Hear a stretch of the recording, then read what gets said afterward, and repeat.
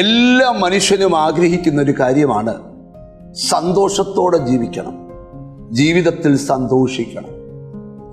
എന്നാൽ പലതും ഉണ്ടായിട്ടും സന്തോഷിക്കാൻ കഴിയാത്ത ധാരാളം ആൾക്കാരെ നമ്മൾ കണ്ടിട്ടുണ്ട്. എങ്ങനെയാണ് നമുക്ക് സന്തോഷിക്കാൻ കഴിയുന്നത് എന്നൊരു ചെറിയ ചിന്തയാണ് നിങ്ങളുമായിട്ട് പങ്കുവെക്കുന്നത്. സദൃശ്യവാക്യം 12-ാം അധ്യായത്തിൻ്റെ 20-ാമത്തെ വാക്യം, സമാധാനം ആലോചിക്കുന്നവർക്കോ സന്തോഷം ഉണ്ട്. ഇവിടെ ജ്ഞാനികളിൽ ജ്ഞാനിയായ ശലോമോൻ വെളിപ്പെടുത്തുകയാണ്, സമാധാനം ചിന്തിക്കുന്നവർക്ക് വലിയ സന്തോഷവും. നിങ്ങൾ നിങ്ങളോട് തന്നെ ചോദിച്ചേ, നിങ്ങളുടെ ചിന്ത സമാധാനപരമാണോ? എത്ര വലിയ പ്രതിസന്ധിയിലൂടെ നിങ്ങൾ കടന്നു പോകുമ്പോഴും നിങ്ങളുടെ ചിന്ത പ്രശ്നത്തിൻ്റെ തീവ്രതയെ കൂട്ടത്തക്ക രീതിയിൽ നിങ്ങളുടെ മനസ്സിനെ തകർക്കുകയാണോ? ആ പ്രശ്നത്തിൽ സമാധാനമുണ്ടാകുമെന്ന് ചിന്തിക്കുകയാണ്. ഇന്ന് ഈ മെസ്സേജ് പറയുമ്പോൾ പ്രശ്ന കലുഷിതമായ അന്തരീക്ഷത്തിലൂടെ പോകുന്ന ചിലരെ ഞാൻ ആത്മാവിൽ കാണുക. ഈ പ്രശ്ന കലുഷിതമായ അന്തരീക്ഷത്തിലൂടെ പോകുമ്പോൾ നിങ്ങൾ സമാധാനം ചിന്തിക്കാൻ തുടങ്ങണം.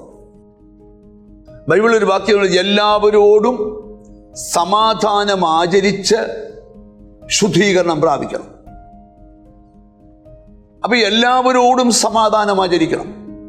അതിൽ 2 സന്ദേശങ്ങളുണ്ട്. ഒന്ന്, സ്വയം നമുക്ക് സമാധാനം ഉണ്ടാകണം.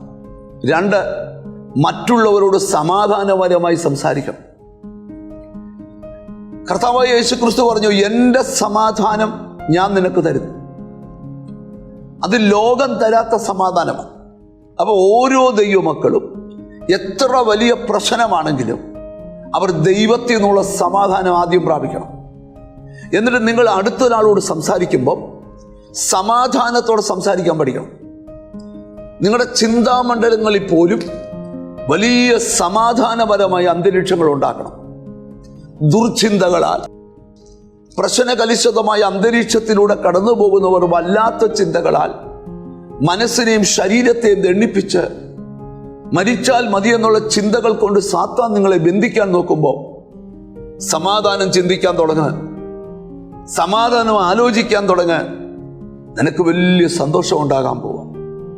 ഈ ദിവസങ്ങളിൽ നിന്റെ വീട് സമാധാനം കൊണ്ട് നിറയട്ടെ, നിന്റെ ചിന്തകൾ സമാധാനം കൊണ്ട് നിറയട്ടെ, നിന്റെ ജീവിതം സമാധാനം കൊണ്ട് നിറയട്ടെ.